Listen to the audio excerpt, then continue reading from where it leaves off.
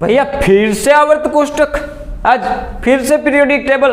हाँ हाँ भैया हाँ, कि आजे आवर्त कोष्टक पहला આપણે આખી માહિતી જોઈ, બીજામાં આवर्त કોષ્ટક કેમ યાદ રાખવું એ જોયું, અને આની ત્રીજી સિરીઝ આवर्त કોષ્ટક માટે આધુનિક આवर्त કોષ્ટકની ત્રીજી સિરીઝ કે જેમાં આધુનિક આवर्त કોષ્ટકને related A to Z question, બરાબર છે। તો જો મસ્ત મજાનું આપણે ક્વેશ્ચનનું લિસ્ટ બનાવ્યું છે, તમને થશે ભાઈ આટલા બધા ક્વેશ્ચન, ના ના આમાં બીજું અડધું હોય તે બહારનું છે ભાઈ મારું, બરાબર।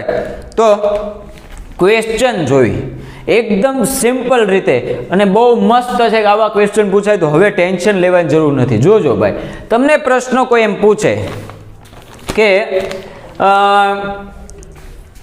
ત્રણ તત્વોના નામ લખો કે જેની બાહ્યતમ કક્ષામાં એક ઇલેક્ટ્રોન રહેલો હોય। બાહ્યતમ કક્ષામાં એક ઇલેક્ટ્રોન રહેલો હોય, યાદ કરો આપણે પહેલો લેક્ચર લીધો ને ત્યારે જ મેં કીધું હતું કે આની બાહ્યતમ કક્ષામાં 1 પછી 2 પછી 3 એવી રીતે વધતું જાય, અને આમાંથી પાછળથી આપણે શું કરવાનું 7 6 5 એ રીતે, બરાબર। તો બાહ્યતમ કક્ષામાં 1 હોય એટલે સમૂહ નંબર 1, બાહ્યતમ કક્ષામાં 2 હોય એટલે સમૂહ નંબર 2, બરાબર। એ રીતે યાદ રાખવાનું। તો યાદ કરો કે મેં હું યાદ રખાવું હતું, હેલિના કે રૂબી સાથે ફરવા ગઈ, અથવા તો હેલિના કી રબ સે ફરિયાદ। તો આના તમે તત્વો લખી શકો। ચાલો પ્રશ્ન નંબર 1 યાદ રાખજો, લખતા રહેજો પ્રશ્ન, જવાબ તો હું કહીશ કે ત્રણ તત્વો કે જેમની બાહ્યતમ કક્ષામાં એક ઇલેક્ટ્રોન છે, તો hydrogen, lithium, sodium, potassium, rubidium, caesium ને ફ્રાન્સિયમ, તમે કોઈ પણ ત્રણ લખી શકો। ચાલો 2 પૂછવું હોય તો કે જેની બાહ્યતમ કક્ષામાં 2 ઇલેક્ટ્રોન હોય। બીજો પ્રશ્ન, એવા ત્રણ તત્વોના નામ આપો કે જેની બાહ્યતમ કક્ષામાં 2 ઇલેક્ટ્રોન હોય। બેરિલિયમ, મેગ્નેશિયમ, કેલ્શિયમ, સ્ટ્રોન્શિયમ, બેરિયમ ને રેડિયમ, બરાબર છે। ચાલો એવા ત્રણ તત્વોના નામ આપો કે જેની બાહ્યતમ કક્ષામાં 3 ઇલેક્ટ્રોન હોય। તો સ્કેન્ડિયમ, યટ્રિયમ, લેન્થેનિયમ ને એક્ટિનિયમ। ફરીથી સ્કેન્ડિયમ, યટ્રિયમ, લેન્થેનિયમ, એક્ટિનિયમ, બરાબર। તો આ તત્વો થઈ ગયા। હવે શું પૂછે, એવા ત્રણ તત્વોના નામ આપો કે જેની બાહ્યતમ કક્ષા સંપૂર્ણ ભરાયેલી હોય, અથવા તો જેની બાહ્યતમ કક્ષામાં 8 ઇલેક્ટ્રોન હોય।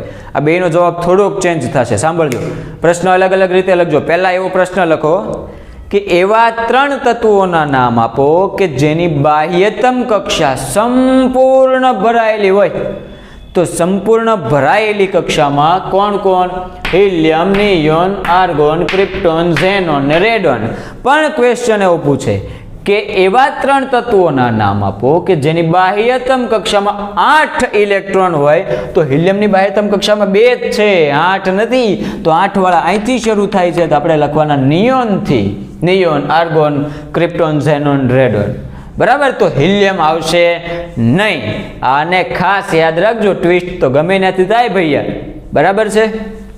ઓકે, એક વસ્તુ સમજી, તમે કઈ જોયું છે કે ભાઈ અહીં પેલું અહીંયા છે હિલિયમ, અહીંયા આવવું જોઈએ જગ્યા, અહીંયા શું કામ છે? કારણ કે હિલિયમ અપવાદ સ્વરૂપે તટસ્થ છે, જેની બાહ્યતમ કક્ષામાં 2 ઇલેક્ટ્રોન જ છે, પણ અપવાદ સ્વરૂપે તટસ્થ એટલે કે નિષ્ક્રિય, એટલે કે ઉમદા, એટલે કે શૂન્ય સમૂહના, એટલે કે સંવૃત કક્ષાના, એટલે કે સ્થાયી, જુદા જુદા એટલા નામ તો મેં આપ્યા હતા તમને, તો એટલા માટે એ 18મા સમૂહમાં આવી ગયું।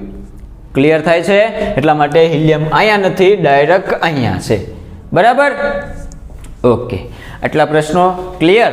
એની પછીનો પ્રશ્ન, ચાલો કેટલા પ્રશ્નો જોઈએ? 1 2 3 4 4 ને 5 પ્રશ્નો થયા ને। છઠ્ઠો પ્રશ્ન તમને એમ પણ પૂછે, એવા ત્રણ તત્વોના નામ કે જેની બાહ્યતમ કક્ષામાં 7 ઇલેક્ટ્રોન હોય, 6 ઇલેક્ટ્રોન હોય અને 5 ઇલેક્ટ્રોન હોય, બરાબર। 7 વાળા ક્લોરીન, ક્લોરીન, બ્રોમિન, આયોડિન એ બધાય, પછી એસ્ટેસ્ટીન અથવા તો એસ્ટેસ્ટાઇન, અથવા તો 5 વાળા હોય તો ઓક્સિજન, સલ્ફર, સેલેનિયમ, ટેલ્યુરિયમ ને પોલોનિયમ, અને સોરી 7 વાળા, આ 6 વાળા, ને હવે 5 વાળા હોય તો નાઇટ્રોજન, ફોસ્ફરસ, આર્સેનિક, એન્ટીમની અને બિસ્મથ, બરાબર છે।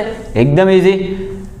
નાના પાટેકર વાળું કીધું હતું ને, યાદ કરો કે નાના પાટેકર અમિતાભ બચ્ચનના ઘરે જઈને કહે છે કે ભાઈ ऐश्वर्या सबकी बीवी है, બરાબર।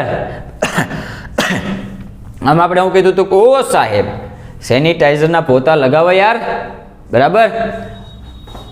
પછી ઓ સાજન જલ્દી મને સિનેમા થિયેટરમાં પહોંચાડ, આવું બધું આપણે કીધું તે તમને ખબર જ છે. લાસ્ટ લેક્ચર જોઈ લેવો ખાસ. બરાબર. ચલો આટલા પ્રશ્ન થઈ ગયા. 6, 7 ને 8 પ્રશ્ન થયા ને. ચલો જે ક્રમ આવ્યો એ તમે તમારી રીતે લખજો. હવે આપણે નવો પ્રશ્ન ખાસ કે તમને ઘણા એવા પ્રશ્ન થતા હશે કે સાહેબ આ કેસરી કેસરી કરેલું છે, આ શું છે એ તો કયો. તો કેસરી વાળું છે એ અર્ધ ધાતુ છે. તો આવર્ત કોષ્ટકમાં રહેલી અર્ધ ધાતુના નામ આપો એમ પૂછે. શું પૂછે? અર્ધ ધાતુના નામ. કોના નામ?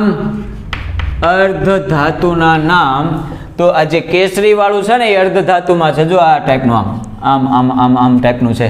તો વાકી ચૂકી લાઈનમાં આવર્ત કોષ્ટકની અંદર જે એની વ્યાખ્યા કહું છું કે આવર્ત કોષ્ટકમાં વાકી ચૂકી લાઈનમાં રહેલા એવા તત્વો કે જે ધાતુ અને અધાતુ એમ બંનેના ગુણધર્મો ધરાવે છે તેને અર્ધ ધાતુ કહે છે. ફરી વખત શું મેં કીધું? તો કે આવર્ત કોષ્ટકમાં વાકી ચૂકી લાઈનમાં રહેલા અથવા તો રેખામાં રહેલા એવા તત્વો કે જે ધાતુ અને અધાતુ બંનેના ગુણધર્મ ધરાવે છે તેને કહેવાય અર્ધ ધાતુ. અને યાદ રાખજો અર્ધ ધાતુને બીજું મેટલોઇડ કહે છે. મેટલોઇડ. બરાબર. આ ખાસ યાદ રાખજો. મેટલોઇડ સમૂહ એટલે અર્ધ ધાતુ. કયા કયા છે? Boron, silicon, germanium, arsenic, tellurium, polonium. Arsenic પછી એન્ટીમની લઈ લેવી. આર્સેનિક પછી એન્ટીમની, પછી ટેલુરિયમ અને પછી પોલોનિયમ. ચાલો boron, silicon, germanium, arsenic, antimony, tellurium અને પોલોનિયમ. બરાબર છે. ચાલો આમાં યાદ રાખવું હોય ને તો એક ટ્રીક આપણે બનાવેલી છે. બધા માટે આપણી પાસે ટ્રીક હોય જ તે. અર્ધ ધાતુની ટ્રીક શું છે? તો કે બેસી ગઈ ઐશ્વર્યા. આમાં આપણે ઐશ્વર્યા કીધું હતું ને એટલે આપણે ઐશ્વર્યા જ લેવું પડે ભાઈ. કે બેસી ગઈ ઐશ્વર્યા. ચાલો ઐશ્વર્યાનો સૌથી પહેલો પ્રેમ કોણ છે ખબર છે તમને? કુછ કુછ હોતા હૈ. કોણ હતું એને સૌથી પહેલો લવર? ભાઈ. ભાઈ તો ન થાય. બરાબર. તો એ હતું સલમાન ખાન. કોણ હતું? સલમાન ભાઈ. તો બેસી ગઈ ઐશ્વર્યા સલમાન ભાઈ સાથે ટેમ્પોમાં. ક્યાં બેસી ગઈ? છકડામાં. ગીલાનો છકડો ફાટ ફાટ ફાટ ફાટ ફાટ. તો બેસી ગઈ ઐશ્વર્યા સલમાન ભાઈ સાથે. સલ્લુભાઈ આપણે કેવી છે ને એટલે આપણે તો સલમાન ભાઈ લખવું પડે. આપણા ભાઈ, એના ભાઈ નહીં. તો સલમાન ભાઈ સાથે શેમાં? ટેમ્પોમાં. તો ટેપો આવી ગયો, પછી સલમાન ભાઈ આવી ગયું એટલે એસબી. બરાબર. પછી ઐશ્વર્યાનો એસ આવી ગયું, ગઈનો જીઈ આવી ગયું, બેસીનું બેસી આવી ગયું. બરાબર. તો બેસી ગઈ ઐશ્વર્યા સલમાનભાઈ સાથે ટેમ્પોમાં. આટલી આપણી અર્ધ ધાતુ છે જેને આપણે મેટલોઇડ સમૂહ એવું પણ કહેવી છે. બરાબર છે. ચાલો યાદ કરો. મેં એક સમૂહનું નામ આપ્યું હતું પહેલા સમૂહનું. મેં એમ કીધું કે ભાઈ પહેલા સમૂહનું નામ શું છે? ભાઈ પહેલા સમૂહનું નામ, તો પહેલા સમૂહનું નામ આપણે કીધું હતું આલ્કલી ધાતુ તત્વો. આલ્કલી ધાતુ તત્વો. મેં એમ કીધું હતું કે આલ્કલી ધાતુ તત્વો કેવા હોય છે ભાઈ? બેઝિક હોય છે. આલ્કલી એટલે બેઝ. તો બેઝિક હોય છે ને એટલે શા માટે? કારણ કે ઓક્સાઇડને હાઇડ્રાઇડ બનાવે છે. તો સમૂહ 1 ને કહેવાય આલ્કલી ધાતુ તત્વો. એનું નામ. ચાલો પછી લખો. સમૂહ 2 નું નામ જણાવો. તો સમૂહ 2 નું નામ છે આલ્કલાઇન અર્થ ધાતુ તત્વો. આલ્કલાઇન અર્થ ધાતુ તત્વો એટલે શું? તો કે બીજો સમૂહ જે છે ને એ પણ બેઝ જ છે એટલા માટે આલ્કલાઇન જ થયું. પણ અર્થ ધાતુ તત્વો એટલે આ બધા ઘટકો આમાંથી મોટા ભાગના જે બધા તત્વો છે બધા તત્વો અર્થ એટલે પૃથ્વીના પેટાળમાંથી કાઢવામાં આવે છે એટલા માટે કહેવાય અર્થ ધાતુ તત્વો. તો આલ્કલાઇન અર્થ ધાતુ તત્વો. પી વિભાગના તત્વોમાં ખબર છે ને? એસ વિભાગ એટલે પહેલું બીજું, પી વિભાગ એટલે 13 થી 18, ડી વિભાગ એટલે 3 થી 12 જેને સંક્રાંતિ તત્વો પણ કહે છે, અને એફ વિભાગ એટલે નીચે આવેલી બે લાઈન, બે હરોળ, બે આવર્ત, જે શબ્દ કયો એ. બરાબર છે. તો પી વિભાગના તત્વોને મોટા ભાગે એના પહેલા તત્વના નામ પરથી જ ઓળખવામાં આવે છે, બરાબર. તો 13મા સમૂહને બોરોન સમૂહ કહે છે. નામ યાદ રાખજો આ બધું ખાસ, ભલે ફરી વખત રિપીટ થાય તોય લખજો કે 13મા સમૂહને બોરોન સમૂહ, 14મા સમૂહને કાર્બન સમૂહ, 15મા સમૂહને નાઇટ્રોજન સમૂહ, 16મા સમૂહને ઓક્સિજન સમૂહ, પણ 16મા સમૂહનું બીજું નામ તમને કહી દઉં, ચાલ્કોઝન સમૂહ. આ યાદ રાખજો ભાઈ, 16મા સમૂહનું બીજું નામ છે ચાલ્કોઝન સમૂહ પણ કહે છે. 17મો સમૂહ એટલે ફ્લોરિન સમૂહ, પણ 17મા સમૂહને હેલોજન સમૂહ પણ કહે છે. આ જ રાખો તોય હાલે, બરાબર, કે હેલોજન સમૂહ કહે છે, અથવા તો ઋણ સમૂહ. કેવો સમૂહ? ઋણ સમૂહ. આવું નામ ક્યાંય નહીં મળે એટલે યાદ રાખજો. આપણી પાસે બધું મળશે ભાઈ, બરાબર. તો આ થઈ ગયું હેલોજન સમૂહ. અને 18માનો તો નામ મેં તમને કીધા હતા ને કે હરિતાના નામ છે 1000. કયા કયા? આપણે તો 6 જ કીધા હતા, બરાબર. નિષ્ક્રિય, ઉમદા, તટ, શૂન્ય સમૂહના, સંવૃત અને સ્થાયી. આટલા આપણે 6 નામ કીધા હતા. ચલો, આટલા પ્રશ્ન ક્લિયર? Very very good. પ્રશ્ન જો હમણાં હું કાઢું એ નવા નવા. તો ચાલો એની પછીનો પ્રશ્ન આપણે જોવી. તમને એમ કોઈ પૂછે કે સિમ્પલ આપણે મારી રીતે પહેલાં લઈ લઉં. પ્રશ્ન લખજો કે આધુનિક આવર્ત કોષ્ટકમાં 1 થી 10 તત્વોમાં કેટલી ધાતુ રહેલી છે? ચાલો, શું કહે છે? 1 થી 10 તત્વોમાં કેટલી ધાતુ રહેલી છે? તો ધાતુ એટલે જેની બાહ્યતમ કક્ષામાં 1, 2 કે 3 ઇલેક્ટ્રોન હોય. 1 થી 10 ગણો તો પહેલું જેની બાહ્યતમ કક્ષામાં 1 છે, પછી ત્રીજું કે જેની બાહ્યતમ કક્ષામાં 1 છે, ચોથું કે જેની બાહ્યતમ કક્ષામાં 2 છે, બરાબર. બીજા કોઈ આવશે નહીં. તો હાઇડ્રોજન, લિથિયમ ને બેરિલિયમ, પણ યાદ રાખજો અહીં લિથિયમ અને બેરિલિયમ બે જ તે ધાતુ કહેશું. હાઇડ્રોજનના ગુણધર્મ હજી કમ્પ્લીટ નક્કી નથી, કેમ કે ધાતુ અને અધાતુ બંને તરીકે વર્તે છે. મોટા ભાગે હાઇડ્રોજન અધાતુ તરીકે વર્તતું હોય છે, બરાબર છે. અને એનું સ્થાન પણ આવર્ત કોષ્ટકમાં ક્યાંય ફિક્સ નથી હોતું. ઘડીક ન્યા હોય, ઘડીક વચ્ચે હોય, ઘડીક આટાવળી વમેના હોય, પણ પહેલું છે ને એટલા માટે મૂકી દીધેલું છે. બાકી સ્થાન પણ હાઇડ્રોજનનું આવર્ત કોષ્ટકમાં નિશ્ચિત નથી. આ બધું લખજો. વધારાનું એટલે આમાંથી ક્વેશ્ચન પૂછાય, ન પૂછાય એમ નહીં ભાઈ. આ બધું એમાં જ આવે, આમાં જ તે. એટલે લખજો મારા વાલા, બરાબર. તો 1 થી 10માં કેટલી ધાતુ તત્વ? નામ લખી દેવાના, લિથિયમ અને બેરિલિયમ 2. 1 થી 20 તત્વો મોટા ભાગે તમને બધા યાદ રાખવાનું કહેતા હોય, તો 1 થી 20 તત્વોમાંથી પૂછે તો lithium, beryllium, sodium, magnesium, potassium ને કેલ્શિયમ. થઈ ગઈ ને? કેમ કે જેની બાહ્યતમ કક્ષામાં 1, 2 કે 3 ઇલેક્ટ્રોન હોય એવા જ લેવાના હોય. તો બસ આટલા જ આવે. તો lithium, beryllium, sodium, magnesium, potassium અને કેલ્શિયમ, બરાબર. ચાલો, હવે આગળ વધીએ નવા પ્રશ્ન તરફ. તમને એમ પૂછે, ચાલો ભાઈ ખાસ લખજો કે મેન્ડેલિફના આવર્ત કોષ્ટકનો ઉપયોગ કરીને, ચાલો મેન્ડેલિફનો આવર્ત કોષ્ટક તો આપણે ભણ્યા નથી એટલે જવા દો, પણ આમાંથી હાલો ને આવર્ત કોષ્ટક ખાલી એવું લખો કે આવર્ત કોષ્ટકનો ઉપયોગ કરી, પ્રશ્ન લખજો, આવર્ત કોષ્ટકનો ઉપયોગ કરી નીચેના તત્વોના ઓક્સાઇડના સૂત્રોનું અનુમાન લગાવો.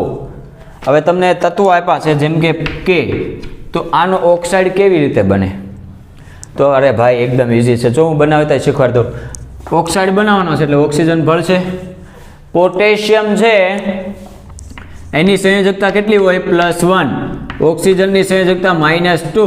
જ્યારે તત્વનું નામકરણ કરતા હોય તો પ્લસ માઇનસની જરૂર નથી. 2 ઇધર ચલા મેં ઉધર ચલા, તો 2 આની સાથે ગુણાય તો K2, O સાથે 1 જ ગુણાય એટલે O. એટલે ભાઈ પહેલાનો જવાબ આવશે K2O, પોટેશિયમ ઓક્સાઇડ, બરાબર. તો પહેલા માટે K2O બનશે, K માટે લખી લીધું. ચાલો, એની પછીનું બીજું તત્વ આપણને આપ્યું છે C આપ્યું છે. શું આપ્યું છે? C. તો C માટે તો બધાને ખબર જ હોય ભાઈ CO2 બને. C માટે શું બને? CO2. પણ હજી કંઈક બને, જુઓ C માટે કીધું છે તો C અને O લખી લો, બરાબર. કાર્બનમાં કેટલી સંયોજકતા હોય? 4. કાર્બનની બાહ્યતમ કક્ષામાં 4 તત્વો હોય. અને ઓક્સિજન માટે -2. માઇનસને ભૂલી જાઓ, આપણે ખાલી 2 યાદ રાખો. 2 ઇધર ચલા મેં ઉધર ચલા તો C2O4 પણ થાય, તો CO2 કે C2O4 બંને લખવાનું. બેનું નામ કાર્બન ઓક્સાઇડ થયું, અહીંયા કાર્બન ડાયોક્સાઇડ થાય. બરાબર, બંને લખજો ભાઈ ખાસ. ચાલો, ત્રીજું તત્વ આપણને આપ્યું છે એલ્યુમિનિયમ. શું આપ્યું છે? એલ્યુમિનિયમ બનાવો. તો એને ઓક્સાઇડ બનાવો એટલે O ભેળવવાનું. એલ્યુમિનિયમની સંયોજકતા +3 છે, ઓક્સિજનની -2 છે. પ્લસ માઇનસની જરૂર નથી. ઇધર ચલા મેં ઉધર ચલા. L2O3 aluminium oxide. હજી સંયોજકતાનું આવડતું હોય ને ભાઈ, મારો વિડીયો લાઈવ લેક્ચર વાળો ખાસ જોઈ લેજો. એક જ વારમાં જોઈ આવડી ન થાય ને તો મને કહેજો, આવડી જ જાય. બરાબર, ઓકે. ચાલો ત્યારે એની પછી ધાતુ આપી છે. જો અલગ અલગ ધાતુ, પણ આમાં એનો એક પ્રશ્નમાં છે. હજી આપણને આપી છે, ક્યાં ગઈ? હા, સિલિકોન આપેલી છે. હું આપી છે Si સિલિકોન. ઓક્સિજન ભેળવો, શું થાય? Si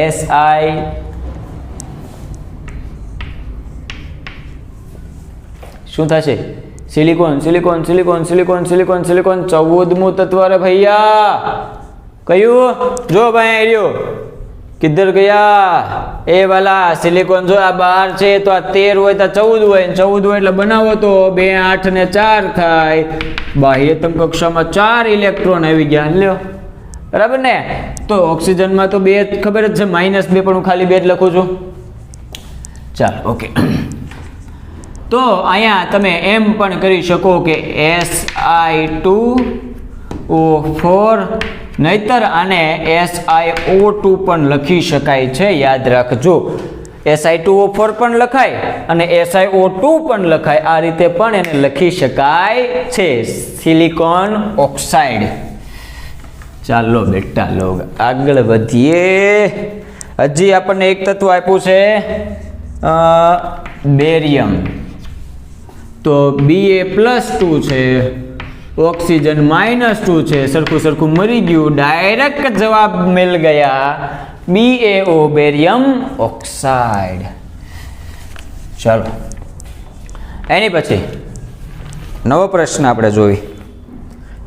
હવે પ્રશ્ન આપણને પૂછે છે. હવે ખાસ સમજવા જેવા પ્રશ્નો, કેમ કે આમાંથી પછી બધા બહુ તકલીફમાં પડે છે ધીમે ધીમે. તો પ્રશ્ન એવો કહે છે કે તત્વ X આપેલું છે આપણને. શું આપેલું છે ભાઈ? તત્વ X આપેલું છે. કયું છે એ આપણને ખબર નથી. તો તત્વ X કે જેનું પરમાણવીય દળ 35 છે. પરમાણવીય દળ, જેને આપણે A પણ કહેવી છે. બરાબર, એટોમિક માસ કેટલું છે? 35 છે. પછી એમ કહે છે કે ન્યુટ્રોનની સંખ્યા, ચાલો ગુજરાતીમાં લખી દઉં, ન્યુટ્રોનની સંખ્યા 18 છે. ન્યુટ્રોનની સંખ્યા કેટલી છે? 18 છે. તો X નો સમૂહ ક્રમ અને આવર્ત ક્રમ જણાવો. એટલે X જે છે ને કયા સમૂહમાં કયા આવર્તમાં છે એ જણાવો, આવું પૂછે. બરાબર, X નો સમૂહ ક્રમ અને આવર્ત ક્રમ એકદમ ઈઝી છે. ચાલો, ન્યુટ્રોન છે. પહેલા તો હું પ્રોટોન મેળવી લઉં. શું કામ મારે પ્રોટોન મેળવવું પડશે? કોઈ મને કહેશે તો હું જ કહું ને કે પ્રોટોન એટલા માટે, કારણ કે જેટલા પરમાણુ ક્રમાંક એ એનો પ્રોટોન, એટલે જેટલા તત્વની એનો પ્રોટોન કહેવાય. તો પેલા તત્વ મળે તો ખબર પડે ને કે ક્યાં આવેલું છે. તો પ્રોટોન મેળવવું હોય તો આમાંથી આ બાદ કરી દો કે 35 - 18 = 17. બરાબર, તો પ્રોટોન આપણને મળી ગયું 17. એટલે એનો અર્થ એમ કે આપણને એ તો ખબર પડી ગઈ કે સમૂહ 17 છે, કેમ કે 17મું તત્વ. તો સમૂહ 17 અહીંયા હશે આમાં. બરાબર, તો સમૂહ 17 ખબર પડી ગઈ. હવે 17મું તત્વ છે તો જુઓ તો ભાઈ શું હોય? ઇલેક્ટ્રોન રચના 2 8 7. એક વાક્ય બોલો ને, યાદ રાખજો. જ્યારે પણ તમને એમ પૂછે આવર્ત મેળવો, કોઈ પણ તમને શું મેળવે? આવર્ત પૂછે તો આવર્ત મેળવવા માટે કક્ષા ધ્યાનમાં રાખવી. બરાબર, હું ધ્યાનમાં રાખું કક્ષા. તો જુઓ ત્યાં કેટલી કક્ષા છે? KLM. કેટલી કક્ષા છે? 3 કક્ષા. તો એનો અર્થ એમ કે આવર્ત કયો થયો? ત્રીજો આવર્ત. એકદમ ક્લિયર ને? થોડુંક વ્યવસ્થિત હજી રિવાઇન્ડ કરીને એકવાર જોઈ લેજો, કેમ કે આવું બધું તો ખાસ અને આમાં કન્ફ્યુઝન થાય જ તે, આપણે કરવાનું નથી જ તે. તો પહેલા પ્રોટોન મેળવો 35 - 18 તો 17 થઈ ગયા, એટલે 17મો સમૂહ થઈ ગયો. આવર્ત મેળવવા માટે કક્ષાને ધ્યાનમાં રાખો, મોસ્ટ ઇમ્પોર્ટન્ટ વાક્ય, બરાબર. આની જરૂર આપણે ઘણી જગ્યાએ આગળ આવશે, આવા ક્વેશ્ચન તો પડશે જ તે, બરાબર છે. તો કક્ષાને ધ્યાનમાં રાખ્યા, જેટલી કક્ષા એટલા, પણ તમને એમ થાય સાહેબ બહુ વધારે હોય તો એની ચર્ચા પણ થઈ જશે. જ્યારે એવા તત્વો આવે ત્યારે આપણે કહીશું ટેન્શન નોટ,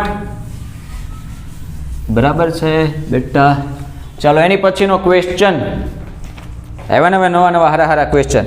તો ભાઈ એની પછીનો ક્વેશ્ચન કે કોઈ એક તત્વ એક્સ છે, જોજો આ ખાસ, આવા ક્વેશ્ચન ખાસ પૂછાય, હું તો ગમે ને જ પૂછીશ ભાઈ, કે કોઈ પણ તત્વ એક્સ, કોઈ એક તત્વ એક્સ સમૂહ 17નું છે.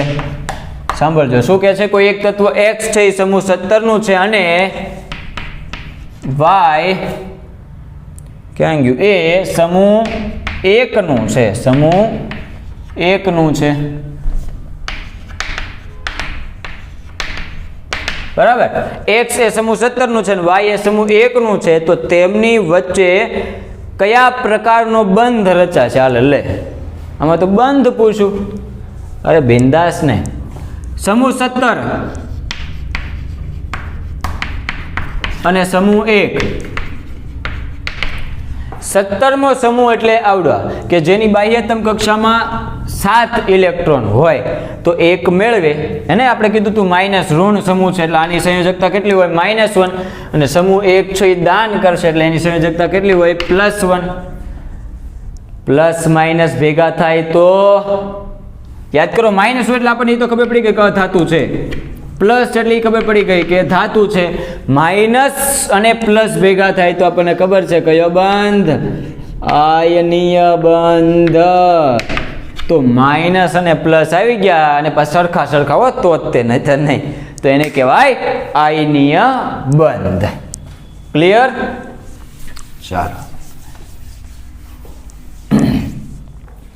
એની પછી આપણને કહે છે એક પરમાણુની ઇલેક્ટ્રોન રચના 2, 8, 7 છે, તો પરમાણુ ક્રમાંક, નામ અને ઓક્સાઇડનો સ્વભાવ મેળવો. ચાલો ફરી વખત, એક પરમાણુની ઇલેક્ટ્રોન રચનામાં 2, 8, 7 છે, એટલું કીધું. હાલો 2, 8, 7 એટલે પહેલા પરમાણુ ક્રમાંક કે તો બધાને સરવાળો 8 ને 2 10 ને 7 17, એટલે પરમાણુ ક્રમાંક થઈ ગયો 17.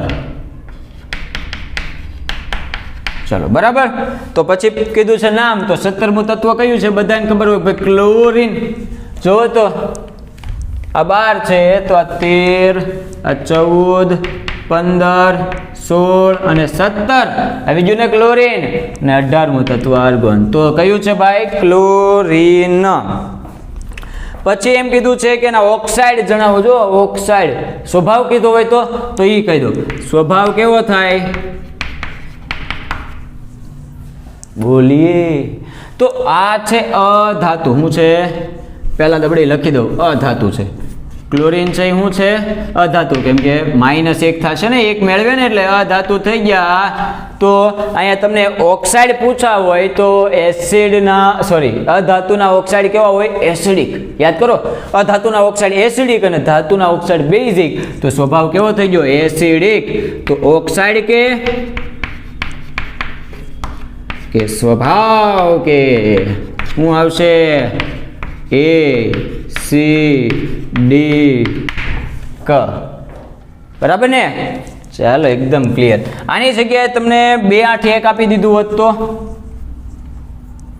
ચાલો 2, 8 અને 1, 8 ને 2 10 ને 1 11મું તત્વ થઈ જાય. એટલે પરમાણુ ક્રમાંક 11 થઈ ગયો. 11મું તત્વ સોડિયમ છે.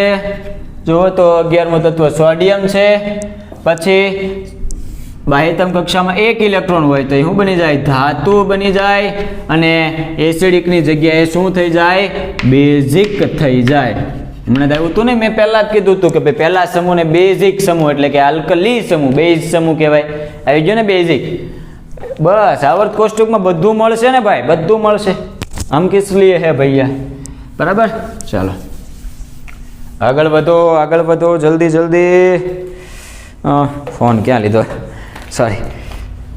હવે કે છે તત્વ X નો પરમાણુ ક્રમાંક આપ્યો છે, તત્વ X નો પરમાણુ ક્રમાંક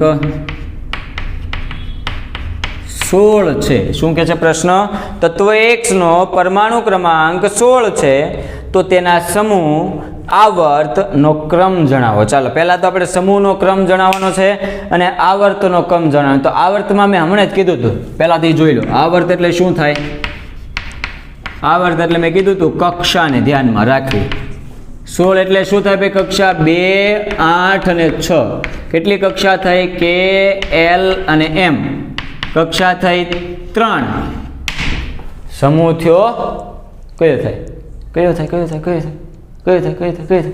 જો સોરી, સમૂહ નહીં, આવર્ત. આવર્ત કયો થાય? 3. જો તો ભાઈ ત્રીજા આવર્તમાં ક્યાંય દેખાય છે? કોણ છે? 16મું એટલે સલ્ફર. દેખાણું? 16મું સલ્ફર ત્રીજા આવર્તમાં. તો આવર્ત ખબર પડી ગઈ બેટા? ત્રીજું. ચાલો 16 આપી જ દીધું છે, તો ભાઈ સમૂહ 16 જ થવાનો ને. સમૂહ થઈ જાય 16. કઈ રીતે ખબર પડશે? બાહ્યતમ કક્ષામાં રહેલા ઇલેક્ટ્રોનને આધારે પણ તમે કહી શકો છો, એટલે ટેન્શન લેવાની જરૂર નથી. બરાબર છે? સંયોજકતા -2 થાય એટલા માટે સમૂહ 16 થાય. -1 હોય તો 17 થાય, -3 હોય તો 15 થાય. આવી બધી ખબર હોવી જોઈએ, કેમ કે આ બધું મેં આમાં કીધેલું છે. બરાબર? ચાલો, આ તો મારું પેજ છે એટલે એની કાંઈ જરૂર નથી. હવે એની પછી કે તત્વ X કે જે સમૂહ 2, ચાલો તત્વ X એ સમૂહ 2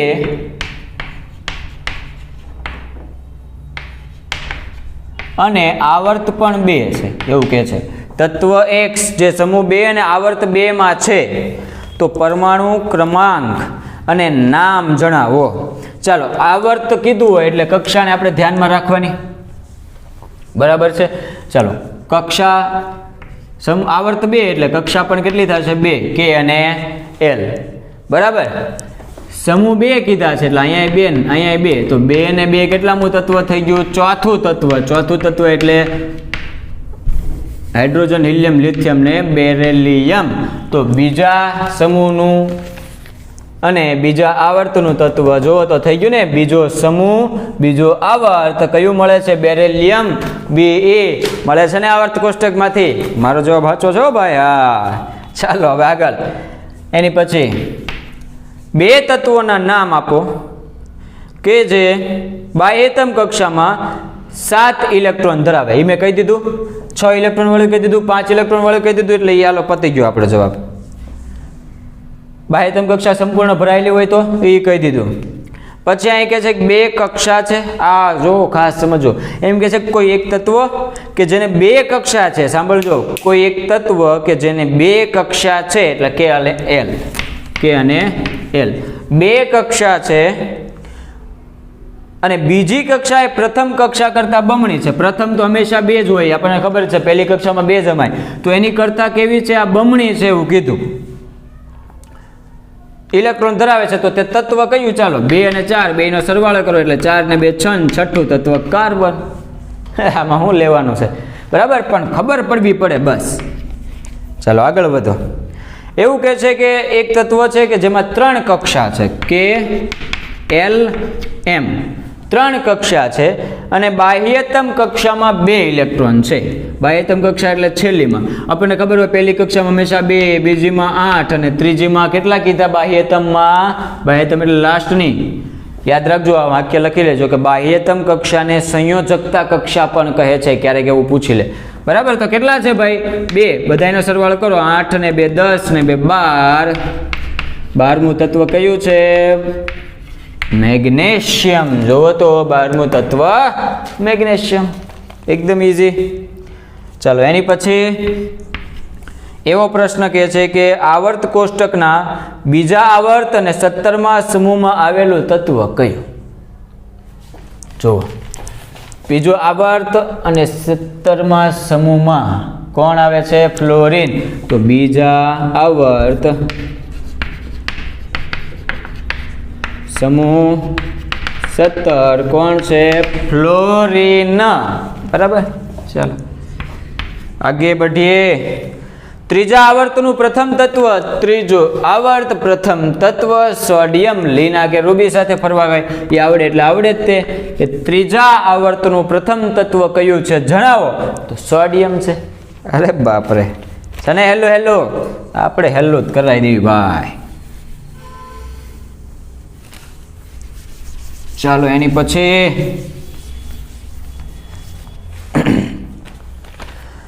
એક પરમાણુની ઇલેક્ટ્રોન રચના આપેલી છે 282.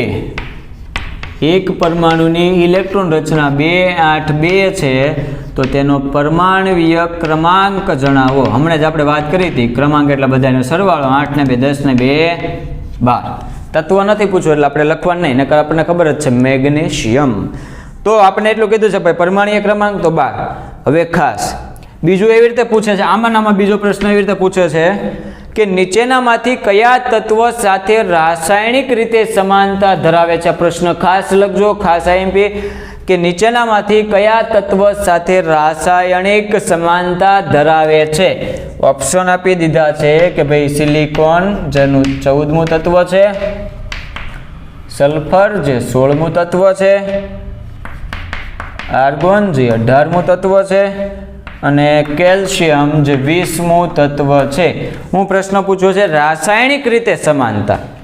યાદ કરો, કોન્સેપ્ટ ક્લિયર હોય તો આવડે ને તે ન આવડે. મેં એવું કીધું હતું કે એક સમૂહમાં જેટલા તત્વો હોય ને એના ભૌતિક અને રાસાયણિક ગુણધર્મો સમાન હોય, અને એક સમૂહમાં એટલે મેં એવું કીધું હતું બાહ્યતમ કક્ષામાં રહેલા ઇલેક્ટ્રોન સમાન હોય. તો અહીંયા 2 છે ને, તો જેની બાહ્યતમ કક્ષામાં 2 આવે એ સમાન થઈ ગયું. તો આની બાહ્યતમ કક્ષા બનાવો તો 2 8 4 થઈ જાય. જો 8 ને 2 10 ને 4 14, 8 ને 2 10 ને 6 16, 8 ને 2 10 ને 8 18, પછી 20મું તત્વ એટલે 2 8 8 2 થશે ને, 8 ને 2 10 ને 8 18 ને 2 20. તો અહીંયા બાહ્યતમ કક્ષામાં આવી ગયા 2, તો જવાબ આવશે કેલ્શિયમ. આવું ખબર પડવી જોઈએ. ચાલો નવો પ્રશ્ન આવો કે ઇલેક્ટ્રોન રચના આપેલી છે 2 8 7. તો પરમાણુ ક્રમાંક કેટલો થાય પહેલા તો કે પરમાણુ ક્રમાંક એટલે બધાનો સરવાળો 8 ને 2 10 ને 7 17. પ્રશ્ન લખજો. આમાં બીજો પ્રશ્ન એવી રીતે પૂછે છે કે નીચેનામાંથી કયા તત્વ સાથે રાસાયણિક રીતે સમાનતા ધરાવે છે. ઓપ્શન આપ્યો છે N7, F9, ફોસ્ફરસ તો કે 15 અને આર્ગોન તો કે 18. શું થવું જોઈએ? બાહ્યતમ કક્ષામાં 7 આવવા જોઈએ. આ 7મું તત્વ છે તો કે 2 અને 5 કરો તો થાય 7મું તત્વ, 2 7 કરો તો 9મું તત્વ, 15 છે તો 2 8 5, 18 છે તો 2 8 8. જુઓ તો 7મું એટલે 7 આવે છે 12 એટલે 9મું તત્વ એટલે કે ફ્લોરિન.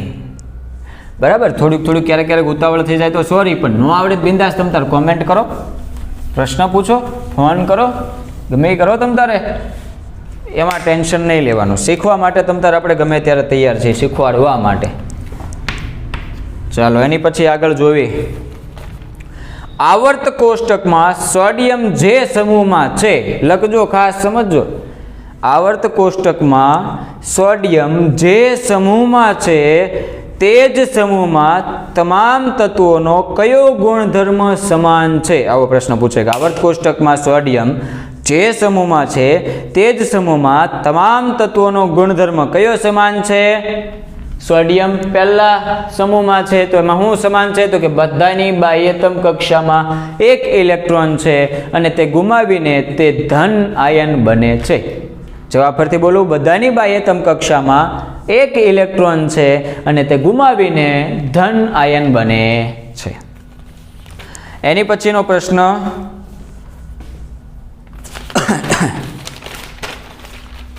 બીજામાં પૂછવું હોય તો ખબર ને, બધાની બાહ્યતમ કક્ષામાં શું છે?